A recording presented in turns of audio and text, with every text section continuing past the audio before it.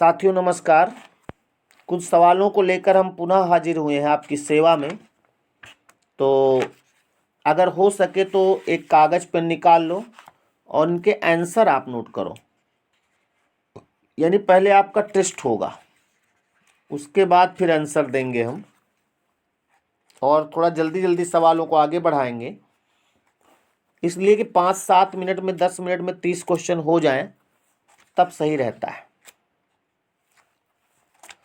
पहला सवाल आपके सामने है, इसका आंसर जो भी आपके हिसाब से उसको आप कॉपी में टिक लगाओ।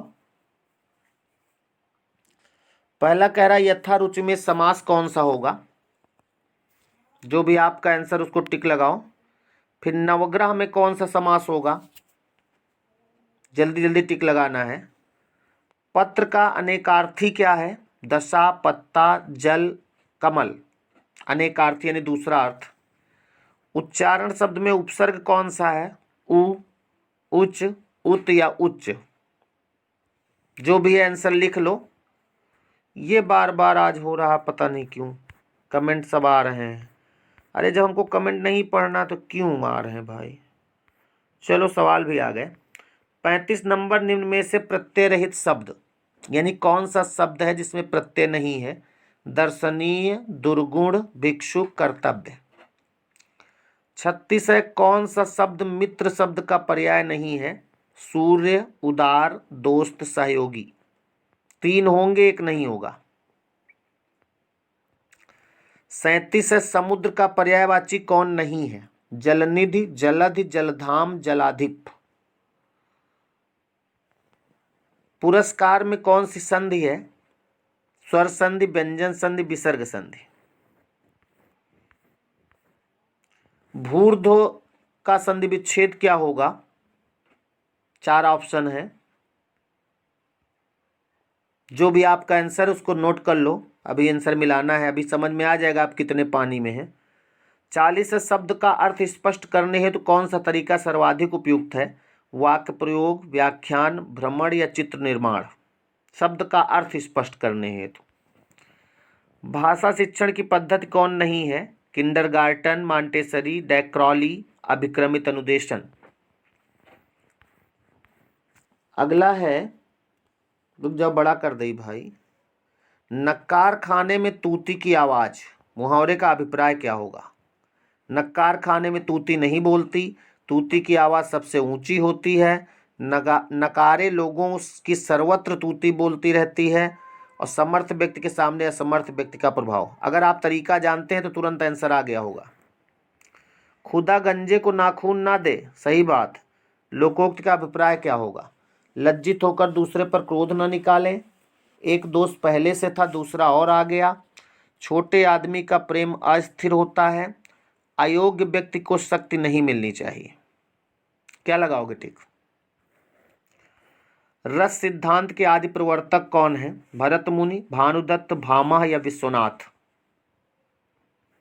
अगली लाइन है, मुझे फूल मत मारो, मैं अबला बाला वियोगिनी, कुछ तो दया विचारो। इन पंक्तियों में कौन सा रस निहित है। वियोग श्रृंगार, करुण रस, भयानक या बीभत्स। 46 है, आने वाले समय को क्या कहते हैं। भूतकाल, वर्तमान काल, भविष्य काल। ये कौन नहीं जानता भाई। 47 है, जिह सुमिरत सिद्धि होए, शेष नायक कविवर बदन, करहु अनुग्रह सोई, बुद्धिराज शुभ गुण सदन। ये कौन सा छंद है भाई। दोहा, सोरठा, रोला, बरवै। 48 है, किस कवि को कवियों का कवि कहा जाता है। धर्मवीर भारती, शमशेर बहादुर सिंह, रघुवीर सहाय, सर्वेश्वर दयाल सक्सेना। 49 है, अष्टछाप का कवि कौन नहीं है इसमें। नाभादास, कृष्णदास, परमानंद दास, नंददास। कौन नहीं है। अष्टछाप हमने लिखाया था, इसे लॉकडाउन में लिखाया है। हाँ, यूट्यूब पर नहीं लिखाया, अभी बता देंगे। जो वाणी द्वारा व्यक्त ना किया जा सके उसे क्या कहेंगे। आत्म साक्षात्कार, स्वानुभूति, अनिर्वचनीय या रहस्य।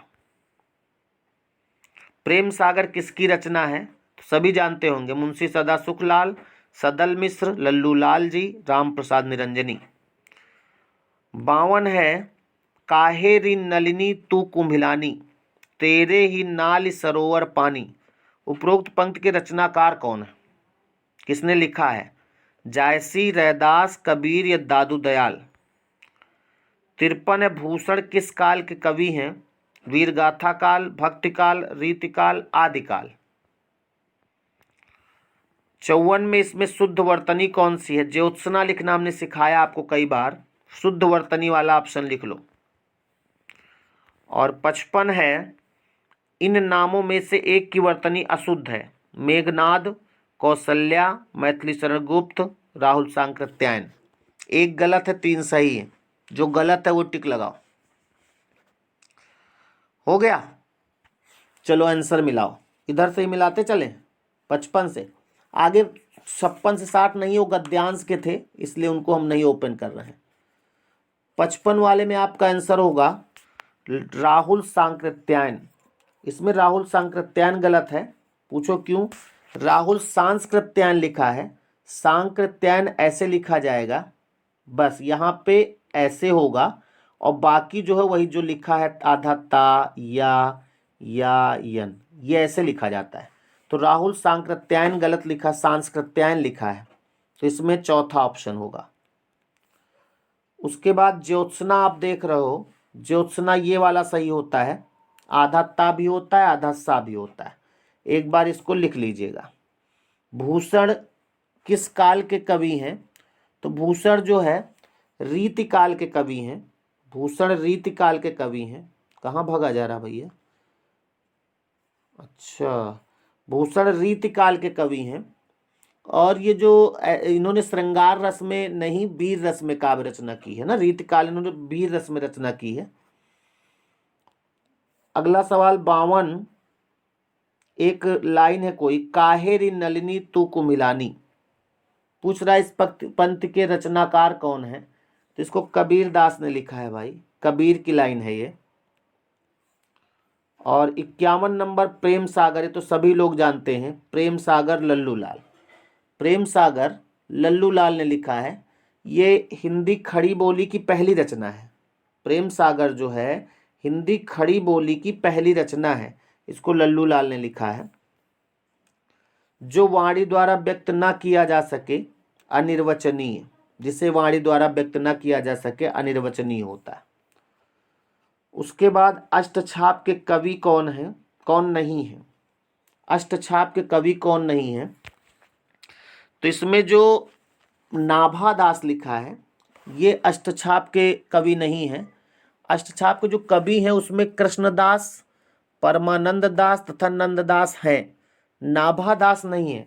नाभा दास जो है वो राम भक्ति धारा के कवि हैं, तो अष्टछाप नहीं होंगे इसमें, अष्टछाप में नहीं है नाभा दास भाई, और तीनों हैं। अगला है, किस कवि को कवियों का कवि कहा जाता है?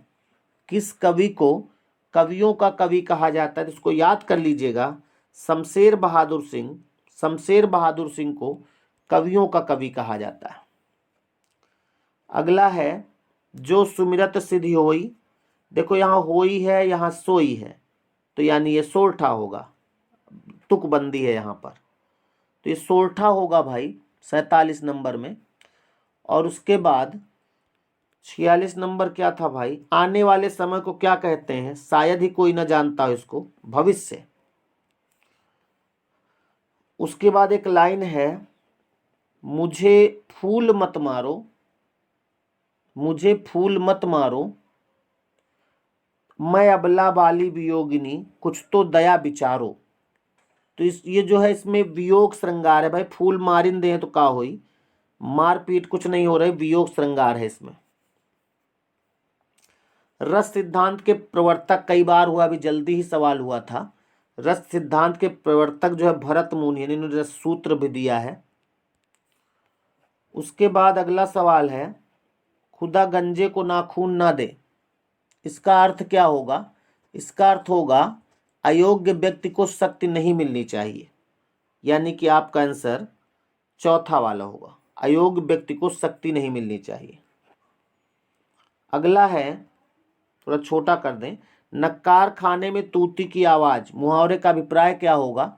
तो इसका होगा समर्थ व्यक्ति के सामने असमर्थ व्यक्ति का प्रभाव नहीं पड़ता, यानी इसमें भी चौथा वाला होगा।